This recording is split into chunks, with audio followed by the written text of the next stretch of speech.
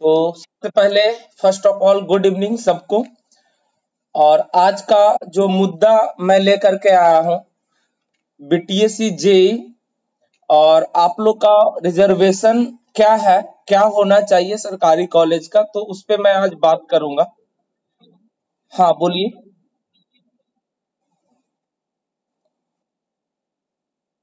और सरकारी कॉलेज का क्या आरक्षण दिया जाता है, वास्तव में वो आरक्षण आपको मिल पाती है या नहीं मिल पाती है, आगे का जो वैकेंसी आने वाला है उसमें क्या होने वाला है, क्या धांधली होती है, तो ये सब सारा मुद्दा पे मैं चर्चा करूंगा आज। आज का मुद्दा बीटीएससी जेई का अभी देखे होंगे करेंटली रिजल्ट आया है, जिसमें आप लोग को देखे होंगे कि किस तरह से ये धांधली धांधली भी आप लोग को पता चला होगा कि किस तरह से यहाँ चल रहा है। ये सब बात आपको पता होगा कि किस तरह से पूरे रिजल्ट पे धांधली हुई है। तो आप लोग के हक में अगर अभी से कुछ ऐसा हम लोग स्ट्रांग करें ताकि आप लोग को ये समस्या ना आने आ पड़े, नहीं आए, तो आज उसी मुद्दा पे चर्चा करते हैं कि पहले मैं आप बात करूंगा आप लोग से कि क्या क्या इस रिजल्ट के दौरान आयोग द्वारा हुआ है और क्या क्या गलतियां करती है।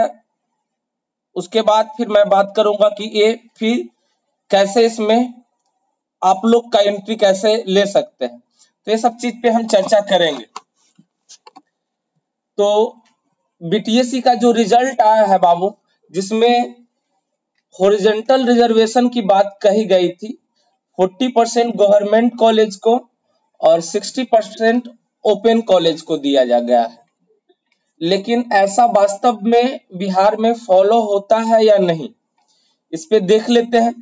हम सारा रिजल्ट को भी दिखाएंगे कि क्या फॉलो होता है या नहीं।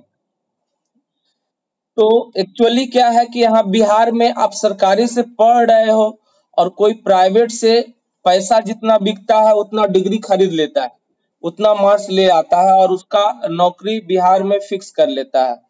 और आप लोग गवर्नमेंट से मेहनत करके भी आप 90% में मार्क्स बहुत कम लोग का ही आता है, 80 पार कर पाता है, लेकिन उन लोग 80-85 ले आते हैं और अपना जॉब को सिक्योर कर लेते हैं पैसा से।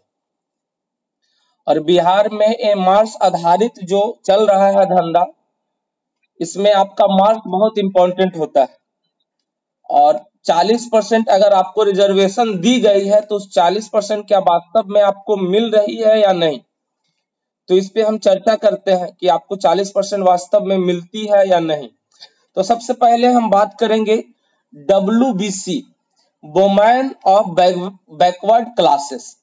वुमेन ऑफ बैकवर्ड क्लासेस में आपको अत्यंत पिछले वर्ग की महिला में आपका ईबीसी होता है, जिसमें बिहार में आप BC1 कहते हैं या फिर आप MBC भी कहते हैं। तो इस उसके बाद फिर BC आता है बैकवर्ड कास्ट, फिर SC आता है, फिर ST आता है।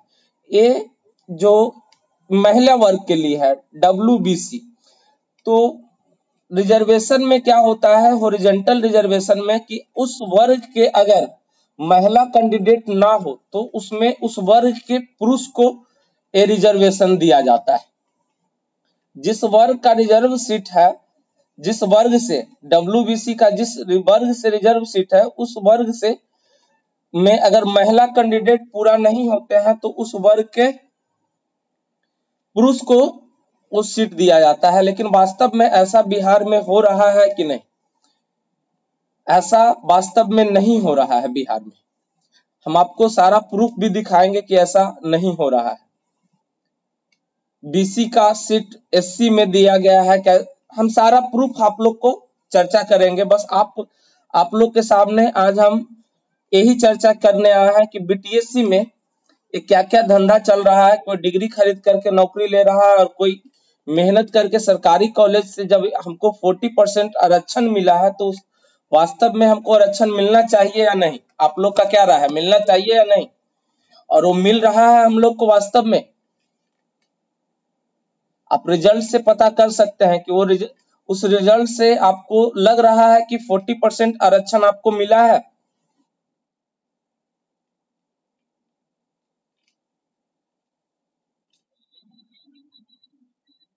मिलना चाहिए पर मिल रहा है। रिजल्ट से पता चल रहा है कि 6,000 अप्रॉक्स में और बीसी इसमें सबसे। देखिए, आपका ये मुद्दा आपका है। फर्जी आ जाते हैं और अगर आप इस।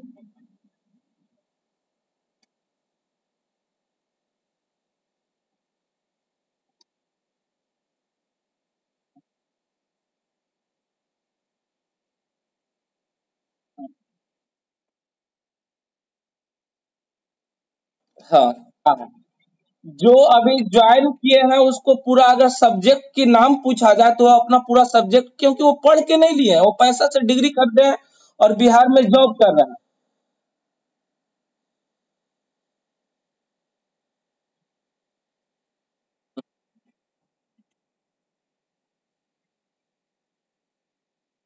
अभी आपको ये भी चर्चा करते हैं कि जो यहाँ ये परमानेंट नौकरी हो रही है, इंजीनियर का मेन होता है एस्टिमेट करना, एमबी तैयार करना। एस्टिमेट क्या होता है उसको ये नहीं पता है, और वो जेई ऐसे बिहार में जेई बनने जा रहे हैं। ऐसे इंजीनियर बिहार में जेई बनने जा रहे हैं, बहुत दुख की बात है। तो हम लोग को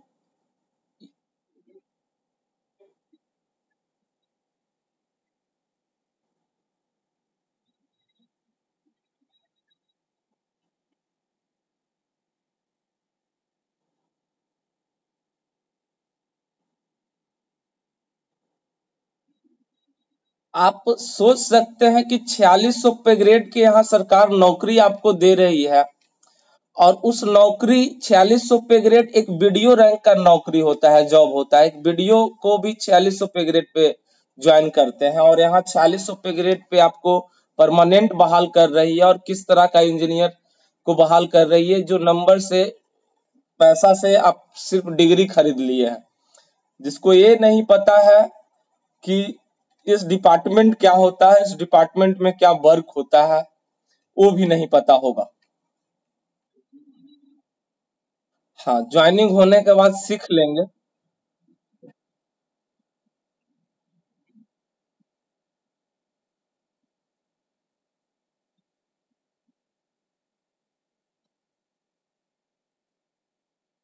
हम अभी आप लोग को जो बीटीएससी पे मैटर पे हम बात करने आए हैं कि 40% वास्तव में आपको, अगर अभी आप लोग नहीं आवाज इस पे उठाएंगे तो फिर आप लोग के लिए भी हानि हो जाएगा, क्योंकि ये सब धंधा फिर बना लेंगे कि इन लोग कुछ नहीं बोलता। वास्तव में आपको 40%। हम बात करेंगे, सब पे बात करेंगे, सब पे बात करेंगे। तो क्या वास्तव में आपको 40% का जो आरक्षण का लाभ है, हॉरिजेंटली आपको मिल रही है भी कि नहीं? जो आपका हक है कि 40% में आप रिजर्व हो। और जैसे कि मैं आपको बताया कि डब्ल्यूबीसी, जिस वर्ग के महिला का जो सीट होता है, वुमेन ऑफ बैकवर्ड क्लासेस, इसमें हम बताया कि ईबीसी के महिला आ जाएगी, बीसी की महिला आ जाएगी, एससी की महिला आ जाएगी और एसटी का। हॉरिजॉन्टल आरक्षण में यही होता है कि जिस वर्ग की महिला हो का अगर सीट अगर खाली रह गया तो उस वर्ग के पुरुष को मिलना चाहिए, उस वर्ग का पुरुष को मिलना चाहिए। लेकिन ऐसा बीटीएससी ने फॉलो नहीं किया, ऐसा बीटीएससी ने फॉलो नहीं किया। ये 35% जो आरक्षण महिला का है, वो बिहार के बाहर को भी ये आरक्षण देने का काम कर रहे हैं। क्या आरक्षण स्टेट के लिए होता है या बिहार के बाहर के लिए होता है? मैं आप लोग से पूछना चाहता हूँ। जो भी राज्य आरक्षण देती है वो अपने राज्य के लिए देती है कि अदर राज्य के लिए आरक्षण देती है? क्या? राज्य के लिए। लेकिन ऐसा फॉलो बीटीएससी में नहीं किया गया।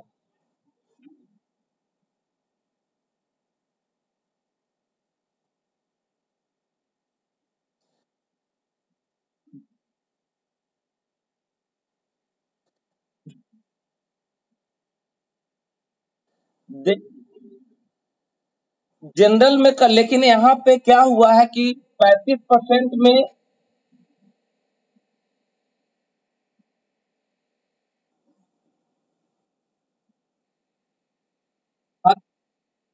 हर एक रिजर्वेशन में कुछ न कुछ लोचा किया गया है। जैसे कि हम WBC का आरक्षण की बात किए तो जिस वर्ग का है उस वर्ग में ही होना चाहिए, लेकिन ऐसा फॉलो BTSC में नहीं हुआ है। दूसरा, 35% आरक्षण का में अगर जिस वर्ग का महिला उस नहीं मिल रही है तो उस वर्ग के पुरुष को मिलना चाहिए, लेकिन ये भी फॉलो वास्तव में हुआ भी कि नहीं, तो कैलकुलेशन से पता चलता है कि फुलफिल पूरा नहीं हुआ है। दूसरी बात, ये 40% रिजर्वेशन में इतना हाई कटअप क्यों? 40% रिजर्वेशन में इतना हाई कटअप क्यों? क्या 40% का रिजर्वेशन जो है वो अगर उसको आप संविदा पे जो यहाँ बिहार में कर रहा है उसको आप 1 साल का 5 मार्क्स देते हैं और इसी तरह से 5 साल का 25 मार्क्स देते हैं, तो क्या वो मार्क्स जाकर के वो जनरल में फाइट कर सकते हैं कि नहीं? लेकिन फिर भी उनको 40% में ही क्यों, 40% में ही उनको क्यों घुसा दिया गया? तो क्या आपको ये टोटल आरक्षण की लाभ मिल रही है 40% में? अगर इसको आप लोग गंभीरता से ये सब बात नहीं समझ पाएंगे, नहीं पकड़ेंगे, तो आगे आप लोग को भी दिक्कत होगी। तो आप लोग को हम कल एक वीडियो में डिजिटल बोर्ड पे हम कुछ करेंगे कि आपको पूरा पारदर्शिता बताए कि किस तरह से BTSC में हो रहा है, और यहाँ के लोग जो है अगर मार्क्स बेसिस पे जॉब दे रहे हैं तो पहले उनका डॉक्यूमेंट वेरिफिकेशन होना चाहिए या नहीं, या जो अप्लाई किए हैं उस आधार पे उनका रिजल्ट बना देना चाहिए। पहले उनका डॉक्यूमेंट वेरीफाई होना चाहिए या नहीं?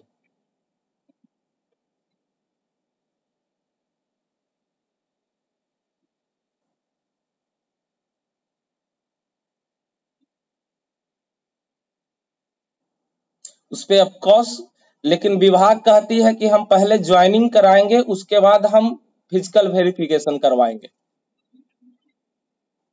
लेकिन हाँ, लेकिन ऐसा नहीं, जो जो आयोग जो इसका जिम्मेदार, अब इसका कौन भागी? जब आप वेटिंग लिस्ट नहीं दे रहे हो, वेटिंग लिस्ट समान प्रशासन विभाग की वेटिंग लिस्ट कुछ नहीं होता है, वेटिंग लिस्ट कुछ नहीं होता है, तो फिर ऐसा क्यों? होंगे कई असिस्टेंट इंजीनियर बन चुके होंगे, कुछ बीटेक भी किए होंगे डिप्लोमा के बाद। अगर वो नहीं आने के इच्छुक होंगे तो उसकी जगह क्या किसी और का नहीं होना चाहिए? क्या उसकी जगह किसी और को बैकडोर से लिया जाएगा? हाँ, उसकी जगह वो बैकडोर से ही लेंगे।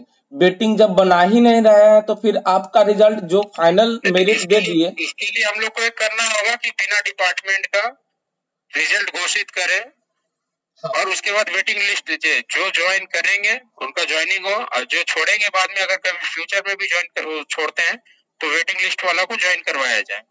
तो फ्यूचर का वेटिंग लिस्ट नहीं होता है, उसका भी ड्यूरेशन होता है, कितने साल तक आप कर लिया जाता है। नेक्स्ट वैकेंसी नहीं है तो होना चाहिए ना, होना चाहिए। तो ये सब मुद्दा क्या अभी रखना चाहिए? ये सब मुद्दा रखने की जरूरत है कि नहीं? नेक्स्ट वैकेंसी में यही होता है, प्रोसेस लंबा होता है। रेलवे जैसे रेलवे अपना 3 साल 4 साल तक की वो अपना जैसे टेक्नीशियन का अभी तक ज्वाइन करवा रही है। धांधली होगा, क्यों उसका भुक्तभोगी अभी का स्टूडेंट उसका भुक्तभोगी क्यों होगा? हम LRC की बात करते हैं, LRC में वेटिंग लिस्ट बनाया गया, लेकिन उस वेटिंग लिस्ट से क्या लड़का को लिया गया है? नहीं लिया गया।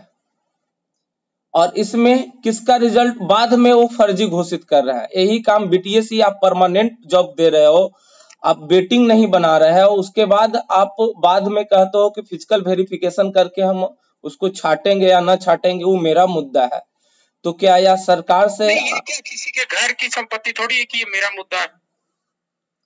किसी घर की संपत्ति नहीं है ना कि ये मेरा मुद्दा है।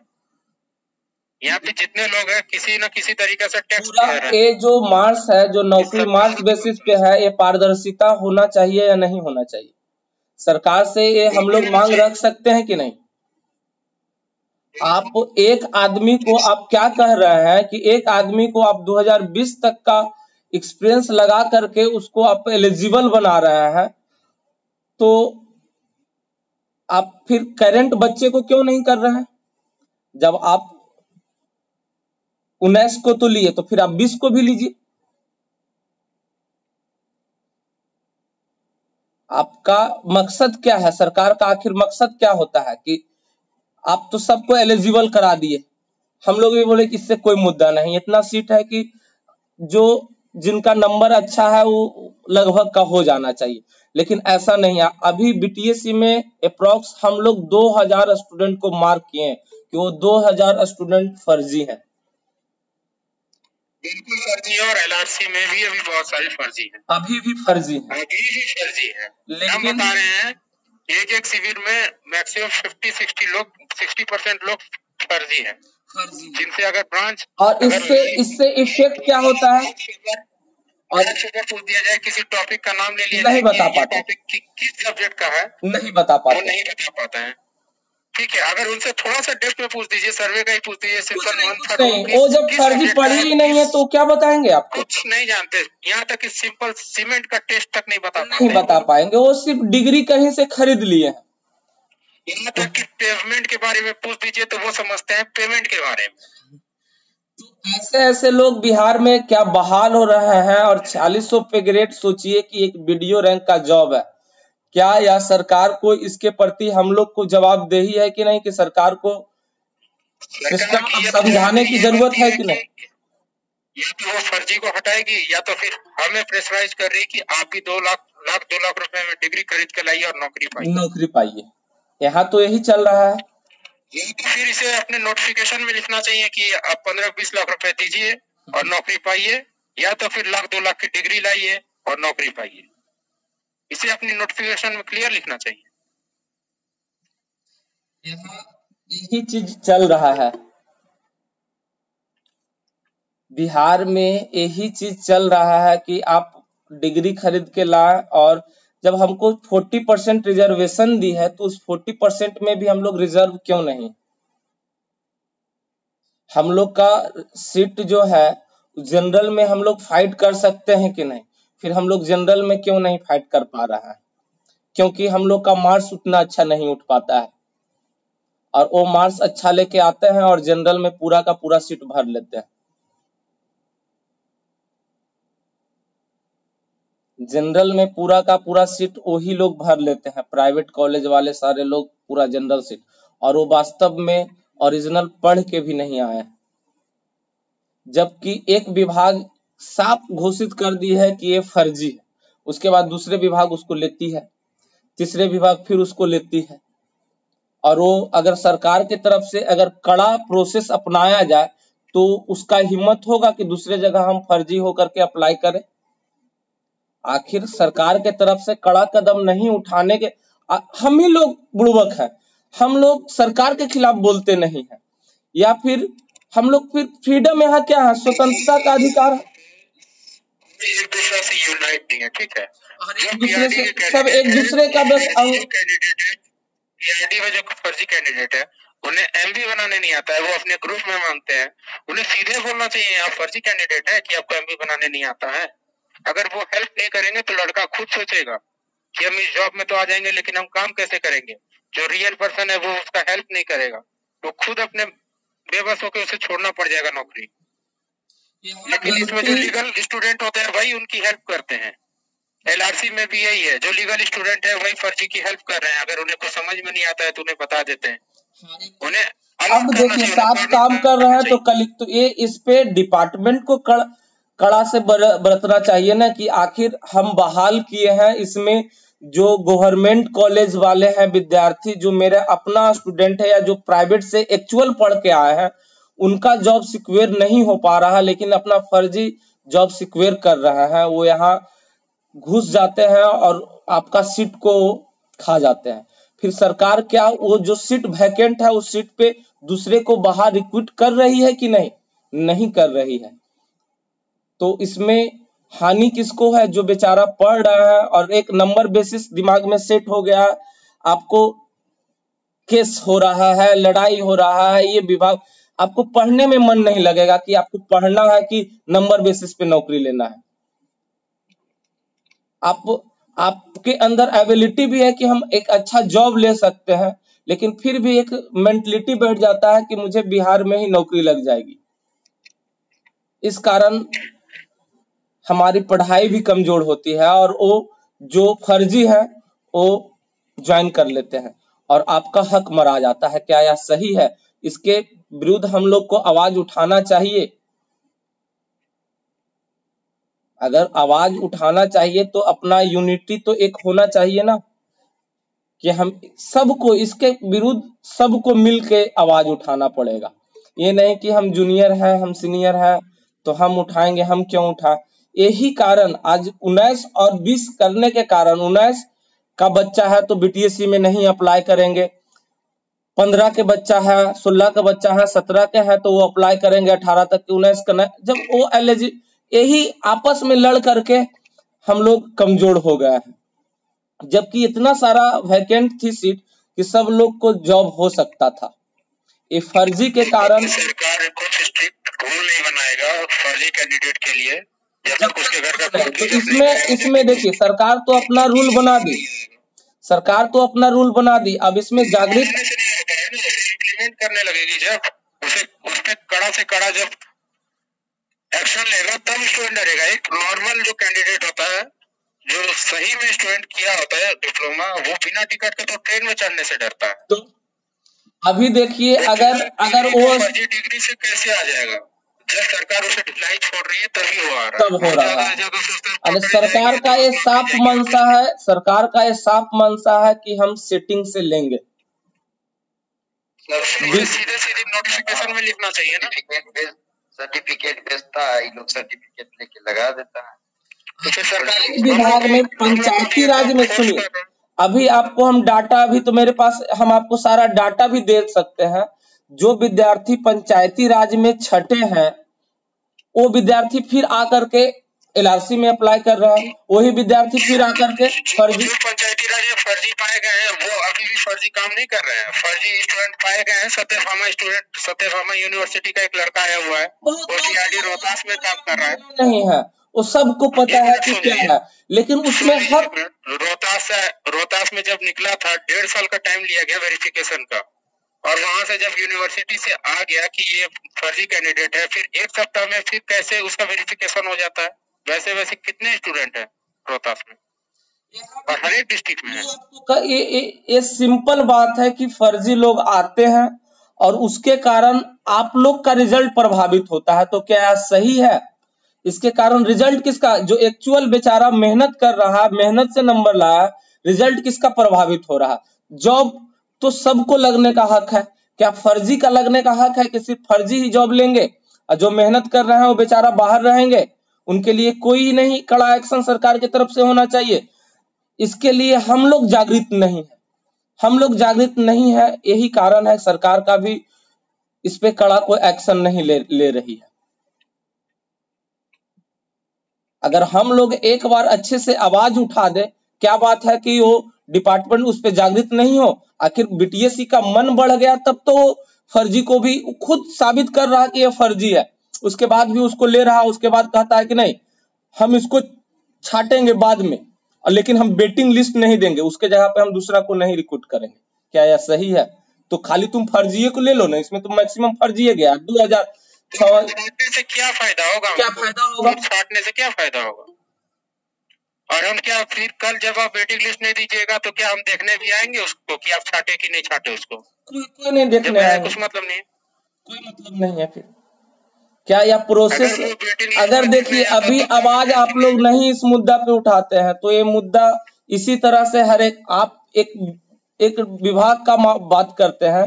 कुछ दिन पहले 2017-18 में एक वैकेंसी आई थी बीसीडी में, बिल्डिंग कंस्ट्रक्शन डिपार्टमेंट में, जिसमें गवर्नमेंट पॉलिटेक्निक 6 से 7 गो जा पाए थे 100 सीट में, बाकी सब लोग ऐसा ही चले गए। उसके बाद से हम लोग आवाज उठाए थे तो 40% आरक्षित हुआ था। उसके बाद हम ही साथ थे, हम और बहुत लोग थे साथ में, अनुभव सर भी थे, तो ये 40% फिर रिजर्वेशन किया गया सरकार के द्वारा। तो जब तक कठोर कदम नहीं उठाया जाता है कोई नियम नहीं बनता है, नहीं तो फिर ऐसा ही फर्जी आते रहेंगे, फर्जी ज्वाइन करते रहेंगे और आपका हक किसी तरह से जाता रहेगा। इस पे अगर अभी कठोर कदम नहीं उठाया जाए तो फिर बहुत आगे का भविष्य बहुत अच्छा नहीं है।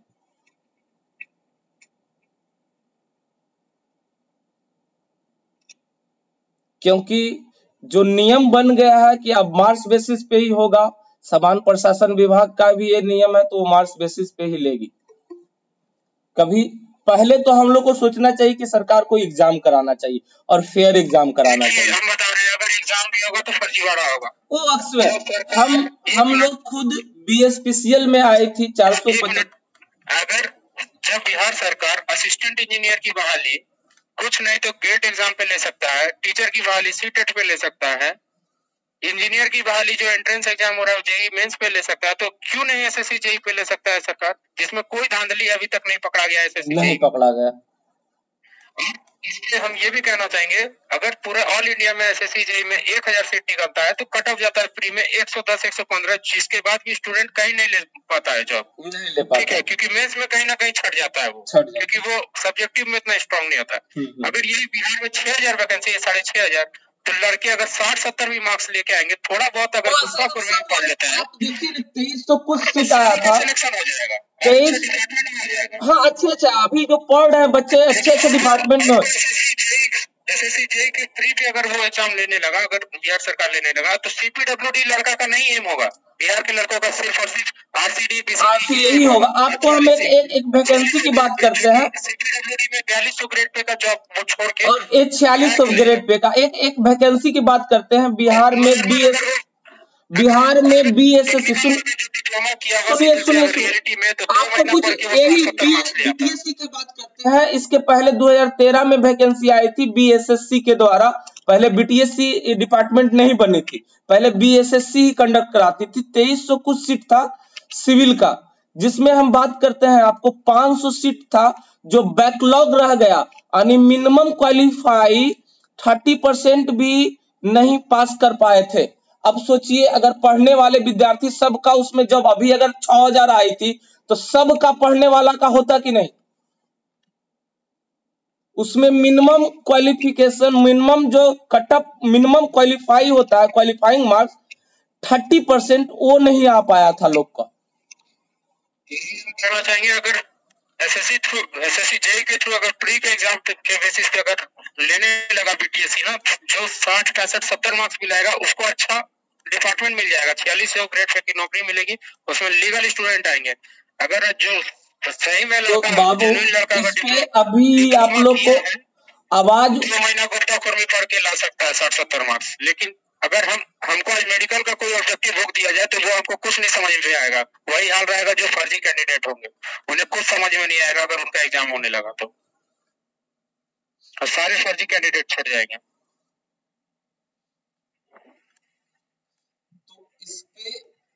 इसमें आप लोग को पता है कि हक सिर्फ और सिर्फ पढ़ने वाला के मरा रहा है, हक इन लोग को अपना अधिकार नहीं मिल पा रहा है,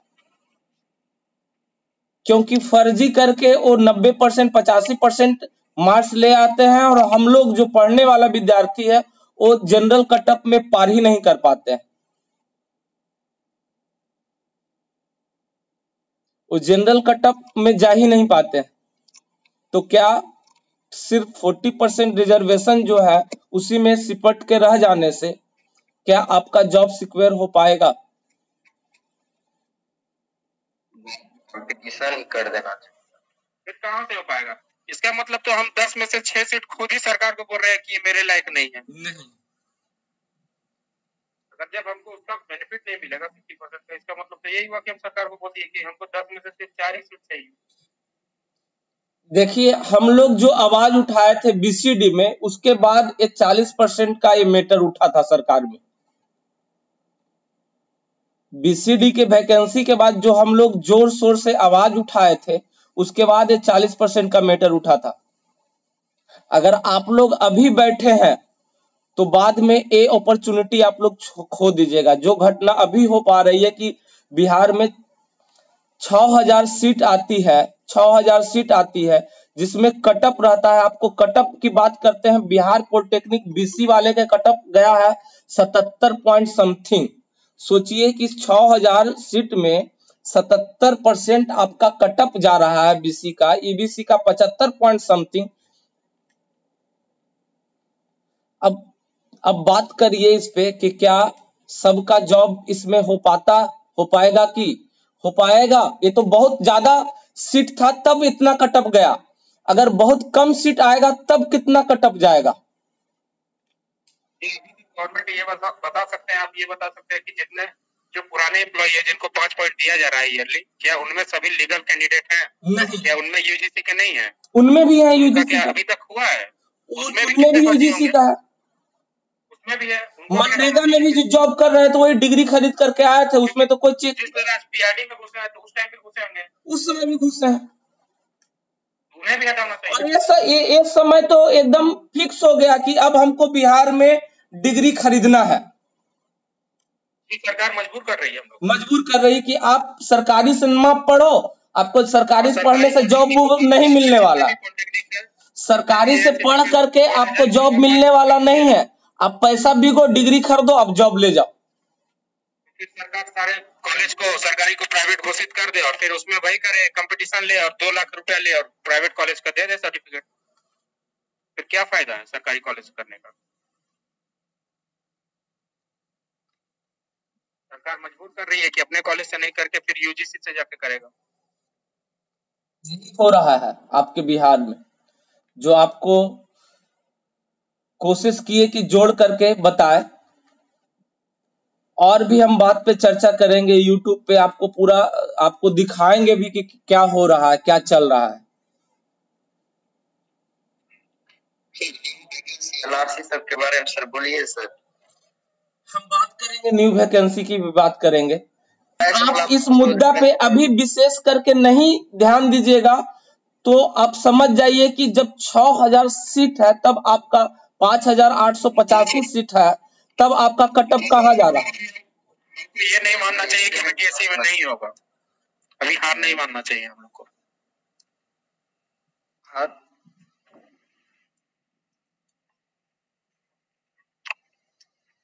हम लोग आपस में ही लड़ने लगते हैं कि ये प्राइवेट है या सरकारी है, हम लोग को मिल के लड़ाई लड़ना चाहिए।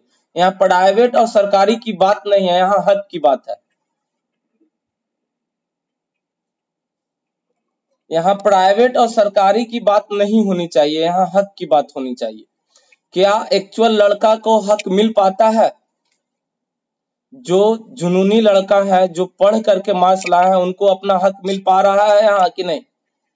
यहाँ यूजीसी के चक्कर में जो लड़का कहीं ना कहीं एआईसीटी का कॉलेज प्राइवेट से किया है उसका भी हक जा रहा है और गवर्नमेंट का तो जा ही रहा है। गवर्नमेंट का तो पूरा जा रहा है।